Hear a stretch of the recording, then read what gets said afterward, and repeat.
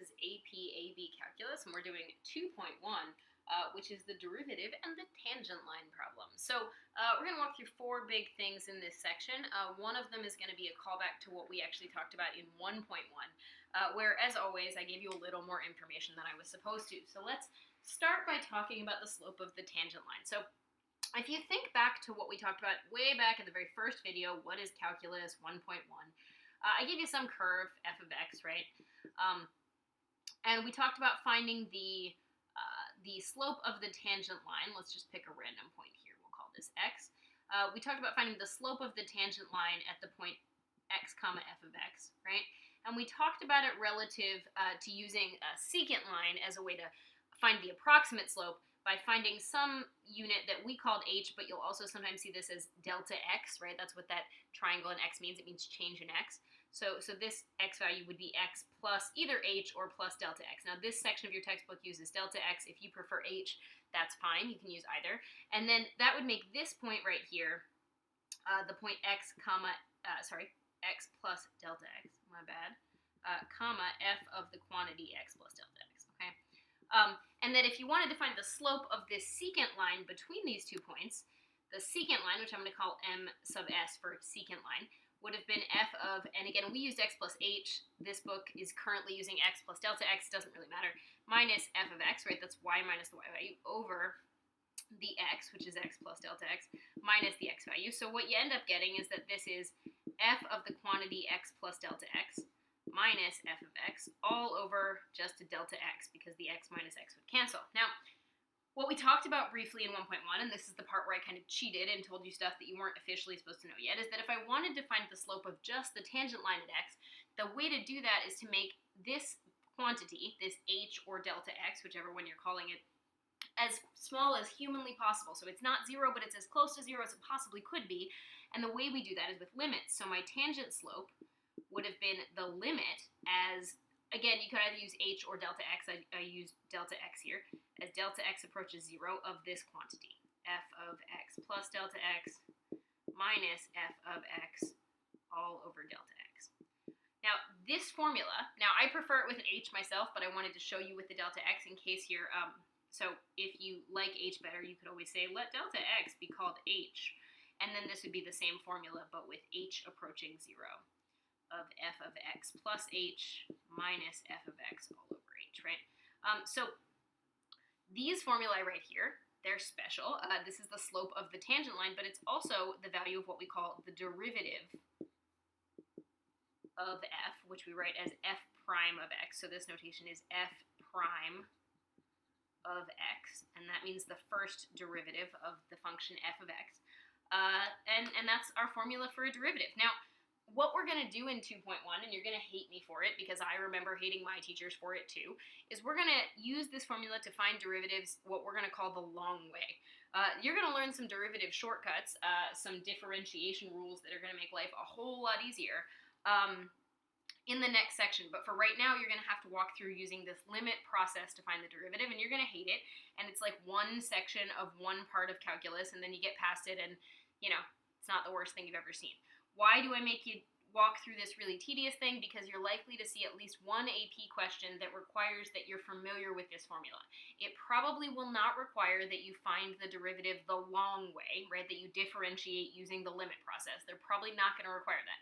What they are going to give you is some trick question where if you spot that this is the pattern you're looking at, you can get the answer almost instantaneously. And if you don't spot this pattern, then you're probably not going to get the answer right. So we spend one day sort of suffering through doing these problems the long way, and I do mean the literal long way. You're probably going to turn your notebooks into landscape position. You're probably going to say, oh, hey, man, like it's really not cutting it to have my papers oriented this way. I'm going to turn it this way to do my math because it is physically long. Like the problems are going to be rather lengthy. So we're going to walk through that. That is the actual official definition of the derivative of the function f of x. So this is on page, if you wanted to find this formula is on page 99 of your textbook if you were desperate to find it, okay? And they use the delta x, but again, it's the same formula. If you use an h, it's just a matter of whether you call h this difference or you call this difference a delta x. It could be called any number of letters. It's just honestly not. It's called it's called either h or delta x pretty much all the time. Okay, so what we're gonna do, so let's do a little bit of vocab before we dive in too much, right? So we call this the first derivative of f of x, and again we read that as f prime of x. The actual action, the verb, what you're doing to f of x is called differentiating. It's not actually called deriving, although we will frequently say deriving because we get lazy, but the actual operation is differentiating, okay? So and when something is able to be differentiated, we call it differentiable, or we discuss its differentiability, which is going to be the last thing that we talk about today. So this formula right here, I'm going to squeeze this down in the corner here, not because I don't have it memorized, because I totally do have it memorized, but because you definitely don't, because you just learned it. So remember, f prime of x is going to be the limit as, and I'm going to go ahead and use delta x, because that's what the book used, but I prefer the h. F of x plus delta x minus f of x all over delta x. And if you prefer, you can use the h. So or, I'm going to get rid of big fat or h, limit as h approaches 0 of f of x plus h minus f of x all over h, okay? And I'm just going to leave this down here so that as we evaluate derivatives, using in a couple examples, we have that. Again, because it's not really expected that you have it memorized right now. That doesn't seem super fair. You should have it memorized at some point, but it's obviously not fair to ask that the second I introduce it in a video. All right, so what we're going to do is we're going to go ahead and evaluate some derivatives. So let's, we're going to go ahead and differentiate some functions and then evaluate the derivatives. So I'm going to give you f of x equals, let's do x squared plus 3x, okay? We're going to do two things. We're going to find f prime of x, right? So we're going to differentiate and find a formula for f prime of x. And the second thing I want us to do is I want us to find, actually I'm not even going to use the word find, I'm going to say evaluate f prime of, let's do 4. Okay, so hopefully I don't regret 4 too much, but we'll go from there. All right, so in order to differentiate, we're going to use this pattern. Now, I don't have a preference whether you like delta x or h. What I will say is if you're taking my test and my test says delta x, you need to use delta x, or you need to add a line that says let delta x equal h, and then you can use h. I'm going to use h because, to be honest, delta x is kind of tedious and frustrating. Okay, so let's go ahead and set up our f prime of x. So for part 1, we're going to do f prime of x equals the limit as, I'll use h, like I said, because I'm lazy and I want to use h, of f of x plus h. So that's this quantity with an x plus h plugged in for every x you see. So I'm just going to write f of x plus h up here just to show you that that's what this whole thing's going to be. So f of x plus h is going to be x plus h quantity squared, because that's going to stand in for the x squared, plus a 3 times an x plus h, because that's going to stand in for that x, right? So that whole thing is my f of x plus h, right? Minus f of x. Well, f of x is just this entire thing exactly as it was written, but notice that it should be in parentheses because that negative is going to have to get distributed, right? So this f of x plus h, right, is this whole thing. This is my f of x, and it's being subtracted all over an h. Now, I can't just plug into this limit because right away I can tell you if I plug in, I'm going to get a 0 on the bottom. And remember, we don't want to be dividing by 0. So what I'm going to do is I'm going to clean up this numerator, and everybody that doesn't have an h should cancel. So I'm going to get the limit as h approaches 0 of, now, when you look at this x plus h quantity squared, it's kind of worth noting, so I'm going to put a little work up here. It's kind of worth noting what x plus h quantity squared foils out to, because it's going to happen a lot in math. Like, this is not just a one-time thing. Foiling some quantity squared is pretty useful, like a binomial squared. So I get x squared. The outer and inner will both be an h times an x, or an x times an h, whichever way you want to write it. So I'm going to write 2xh. And then the last term will be an h squared. Sorry, I'm going to inch you over a little bit. Okay, so it's worth having that memorized. For the record, if you want to flash back to a little bit of pre-calculus, probably in section 9.5 of my pre-calculus class, you learned Pascal's triangle for foiling out binomials. And so if you have a plus b to the 0, the coefficient is just a 1. And if you have an a plus b to the first, the coefficient is 1a plus 1b. And if you have an a plus b to the second, see how your coefficients are 1, 2, 1, just like it's 1, 2, 1 right here. So you don't have to know Pascal's triangle. Sorry, computer fell asleep. You don't have to know Pascal's triangle, but it's kind of helpful to know how to use Pascal's triangle, especially if I start giving you bigger things like cubes. So we'll talk about a cube in a little bit. So I get that this thing right here boils out to x squared plus 2xh plus h squared, right? The next piece, this guy is going to be a 3x plus a 3h, so plus 3x plus 3h, right? And then this thing right here is just going to have a negative distributed to the f of x, so I'm going to get a minus x squared minus a 3x. And everybody in this whole thing is still over an h. Now, what I said a second ago was that anybody that doesn't have an h is magically going to cancel, and that's going to happen every single time. If it doesn't happen, it's definitely you. No offense, but if you don't get all the non-h's to cancel, go back and double check that you distributed properly. X squared doesn't have an h, but look, there's a negative x squared. 3x doesn't have an h. Oh, but look, there's a negative 3x. So now what you're going to find is that everything left has an h, right? So everything I have left, the limit as h approaches 0 is I have a 2xh plus an h squared plus a 3h all over an h. Well, there's now a GCF of h on the top, right? This top, definitely everybody has an h. So what I'm going to do is I'm going to factor that out. I'm going to get the limit as h approaches 0. I take out that GCF of h, and what I'm left with is a 2x plus h plus 3 all over h. Interruption. The h's will cancel, leaving me with the limit as h approaches 0 of 2x plus h plus 3. When I now plug that h equals 0 in, I get 2x plus 0 plus 3, or just 2x plus 3. So my f prime of x is 2x plus 3. So what f prime of x gives me is the slope of the line tangent to f of x at any x. So this thing right here is not a slope by itself. It gives me the slope at any x that I could want. So what do I mean by that? Well, when we go back up here and we look at number 2, which asks me to evaluate f prime of 4, f prime of 4 is going to mean take a 4 and plug it in for x in this formula. So 2 times 4 plus 3, which gives me an 11, right? So what that's saying is the slope of the line tangent to f of x at x equals 4 is 11, right? That's the slope. So you might say, okay, cool, I don't get what you're talking about, Hogan, that makes 0 sense. And that's fine if it makes 0 sense.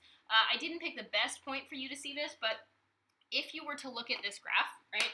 So again, I should have picked a much smaller x value, so I should have picked an x value like x equals 1 or something to show you my point, but I didn't, so here we are.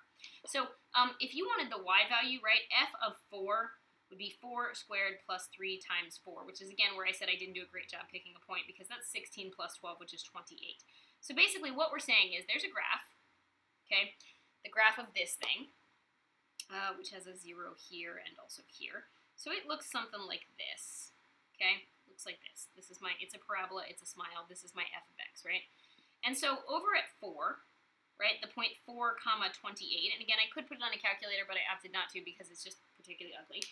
At 4 comma 28, which would be the point, this thing has a tangent line, right? This is the tangent line. And that tangent line has a slope of 11. Okay, that's the idea.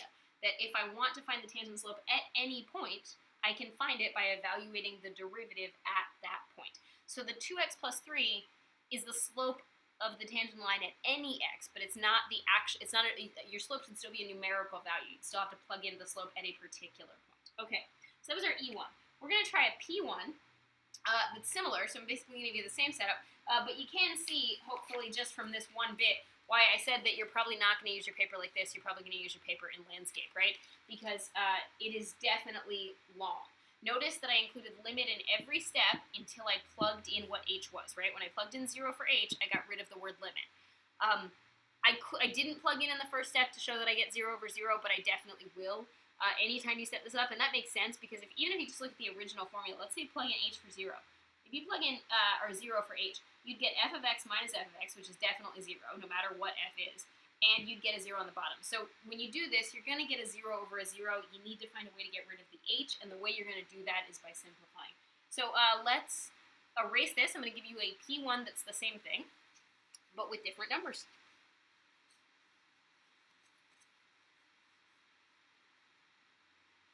All right, so for P1,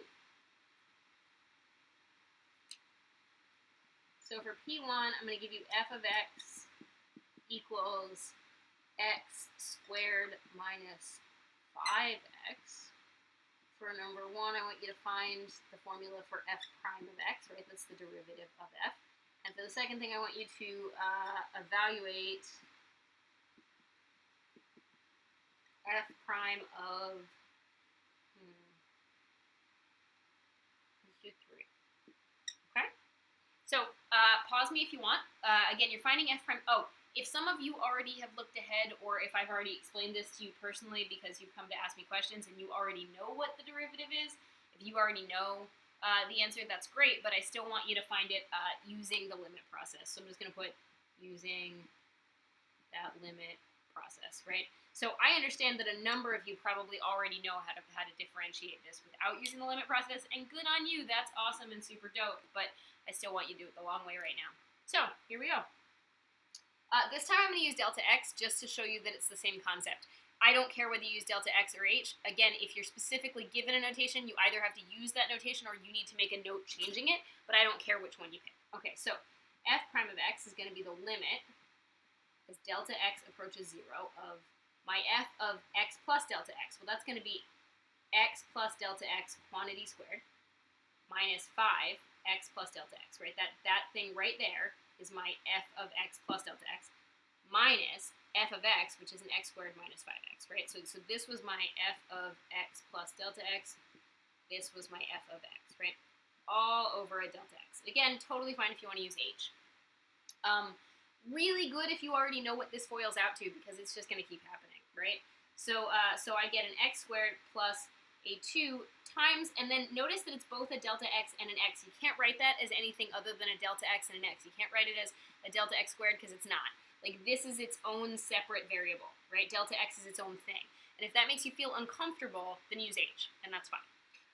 Plus the quantity delta x squared, which again, you need to write it as that quantity because delta x, think of it as like one letter. Even though it's two symbols, think of it as one letter together. Minus a 5x minus a 5 delta x. And again, it's helpful sometimes to put the delta x in parentheses to make it clear that it's one variable together. When I distribute this negative, I'm going to get a minus x squared and a plus 5x, right? Now, some of you who've been paying attention probably noticed that I forgot a thing. What did I forget? Oh, I forgot limit, right? So this is not the first or last or only time this is going to happen to me or you or anybody. Teachers understand if you squeeze the tiny little limit thing in between, we're like, oh yeah, I get it, you forgot it, oops. Okay, just make sure it's there, make sure it's between the equal sign and the thing that's supposed to go inside the limit, right? So now, anybody that doesn't have an h, or in this case a delta x, should sum to 0. Well look, there's my negative x squared and positive x squared. There's my negative 5x and positive 5x. Well, that's great. So now everybody has a delta x. So I'm going to get that this is the limit as delta x approaches 0 of a 2 delta x times x plus a delta x quantity squared minus a 5 times a delta x all over a delta x. So there's a GCF of delta x, right? So limit as delta x approaches 0. I can take out a delta x GCF. I'm left with 2x plus delta x minus a 5 all over a delta x. The delta x's cancel, and when I plug in delta x as 0 now, I get that my f prime of x is a 2x minus 5.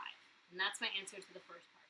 Now again, if you were able to figure that out using not the limit process because you have other information and other knowledge, that's awesome. You still have to use the limit process for right now. The second part of the question was evaluate f prime of 3. Well, that's going to be 2 times 3 minus 5, which is going to be a 6 minus 5, or a 1. Right, so my f prime of 3 is 1, and if you wanted to see what that looks like, remember that, so the point I'm looking at is when x is 3, right? And so my y value comes from that f of x. So my y value would be f of 3, which is 9 minus 15, so it would be a negative 6. So basically what you're looking at is at the point 3 comma negative 6. So if we drew a really crappy version of this graph, 1, 2, 3, 4, 5. Okay, so this graph sort of looks like 1, 2, 3, 4, 5, 6. It looks sort of like this, right?